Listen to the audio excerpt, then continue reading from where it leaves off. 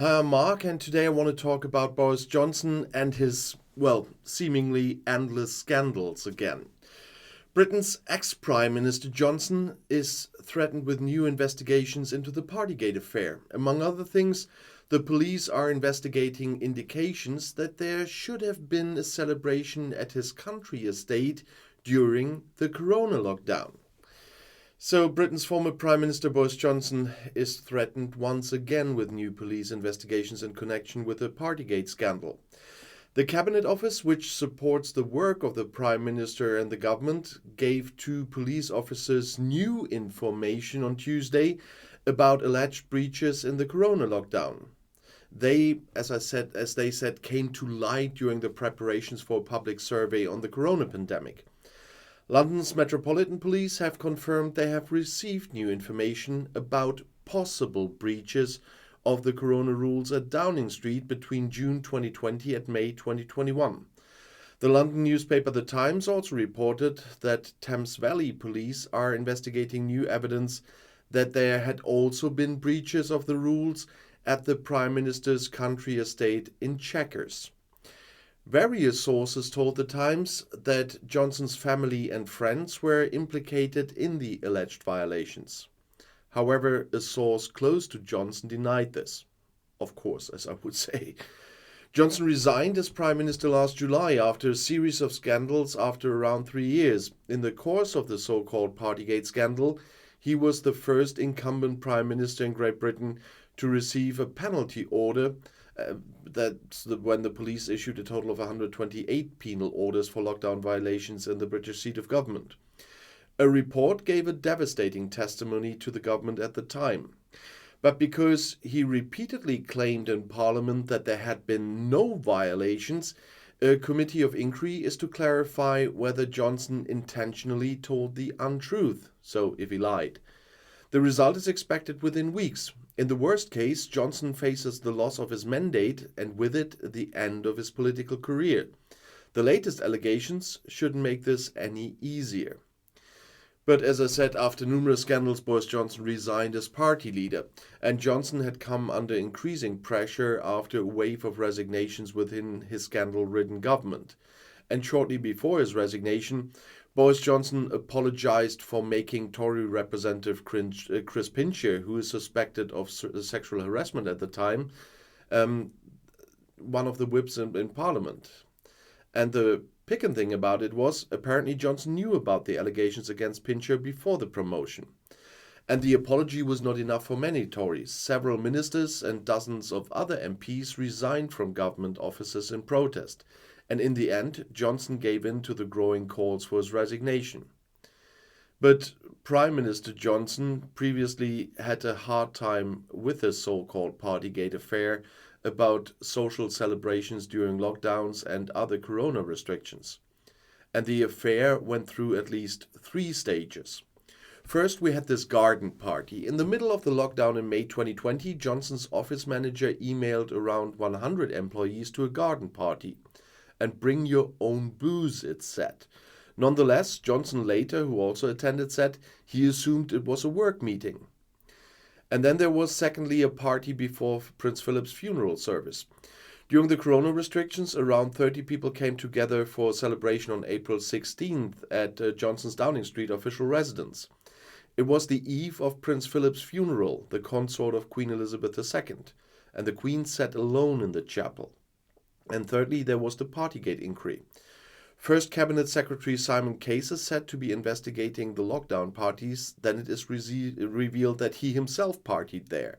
And instead, Administrator Sue Gray takes over the case, and she submitted her report in May of this year. In it, she made serious allegations. It was about 16 parties, 12 of which eventually became the subject of police investigations. Johnson attended several parties, but only had to pay for one misconduct.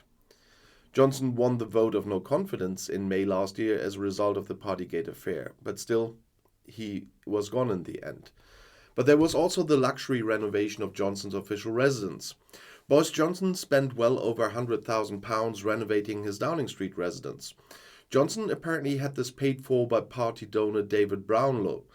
Johnson denied this when he was questioned later, and Johnson's Tory party had to pay a £20,000 fine for an improperly declared party donation.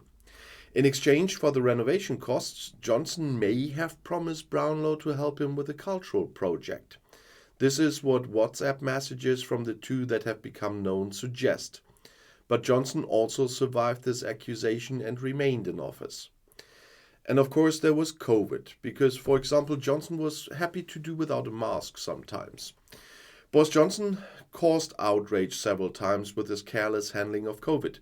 Sometimes he refrained from wearing a mask when he visited nurses in a clinic.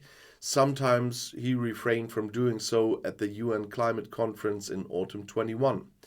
Sitting next to him at the time were UN Secretary General Antonio Guterres and 95-year-old naturalist Sir David Attenborough. And there was the trouble with Patterson. Johnson was trying to change the rules there. In autumn 2021, it became known that Johnson's party colleague Owen Patterson had not given part-time jobs and reported them and thus violated Parliament's lobbying rules. Johnson had his back and just wanted to change the rules, but after public pressure, he let it be. And then there was the evacuation from Kabul, where animals instead of people were rescued. After the Taliban advanced in Afghanistan, the British, like other nations, rescued thousands of people from Kabul in the summer of 21.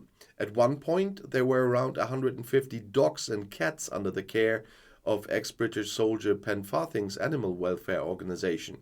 And this caused severe criticism because it meant fewer people had space on the plane. Johnson is said to have made a personal effort to save the animals, according to reports that the Prime Minister, of course, denied. However, a State Department email later released specifically stated that Johnson also authorized the rescue of the animals. And then there was the let the bodies pile up. Did he say it or didn't he?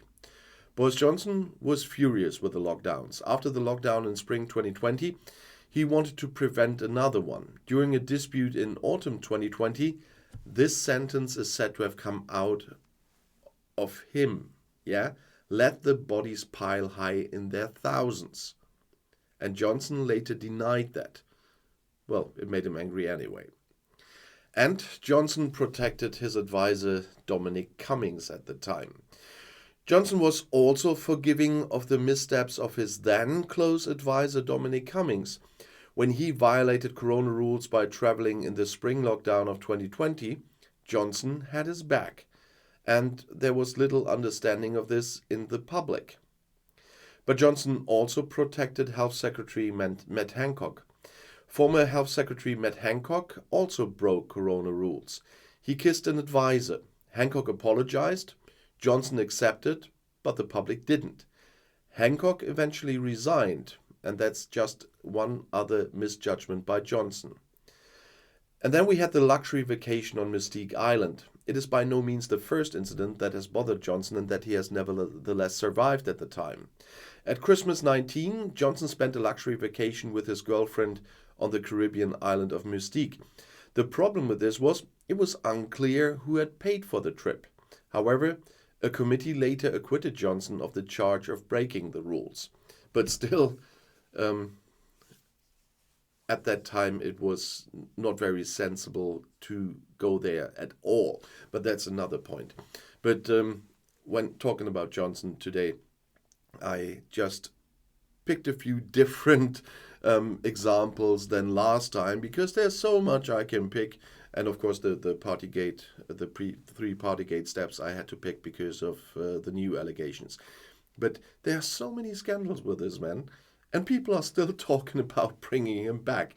And that's just ridiculous. But in this point, I have to say, well, some Brits have to be very different from us Germans, because that could never happen here like this. And there I have to counter another YouTuber a bit. I like his videos. He's British, living in Germany, and always looking for what are Brits thinking about Germans, what Germans are thinking about Brits. And he told about his experience with moving to Germany after Brexit. And that is something very interesting. So if you want to learn about that part a bit, you have a look on his channel. His name is Your True Brit, and there are a lot of very interesting videos about the life here in Germany, of course. So if you, a part of my viewers do live in the UK, and if you are in the UK and you've never been to Germany, really have a look at his videos, and you learn something about Germany there as well. Of course, it's only snapshots, but it's quite funny as well. And he's coming home from time to time and talking to Brits about Germans as well. So that's interesting too. But his journey to Germany, and that after Brexit, with all the paperwork involved, and he was a lucky one because he had a lot of assistance from his workplace in Germany. That is something that is just another small example that can show you the consequences of Brexit. And if any one of my viewers ever thought to move from Great Britain to Germany, you have to watch him. So have a look at his channel. I really like it, otherwise I wouldn't name it here. I rarely do this, but this is a very good one. And I mentioned it before, but when I'm doing some channel advertising today, he's not doing current videos right now, but the music that is there is extremely good. And This Is Me is my favorite song because I think his is better than the original one, and I listen to it quite often. Have a look at Luke Murgatroyd. He is a very good musical channel, and I hope Luke will do some more videos soon. I always tell him to do so, but and he's always saying, Luke, you're always saying you would do. I hope you do. And so have a look on this channel. I really like the music there. And Luke, you know that the This Is Me part. So Your True Brit and Luke Murgatroyd, those are two channels I really recommend. One has to do with Brexit in a lot, and the other one is just pure relaxation. And whatever you need at the time, those two channels will help you there. And I'll see you in my next video. I'll be back.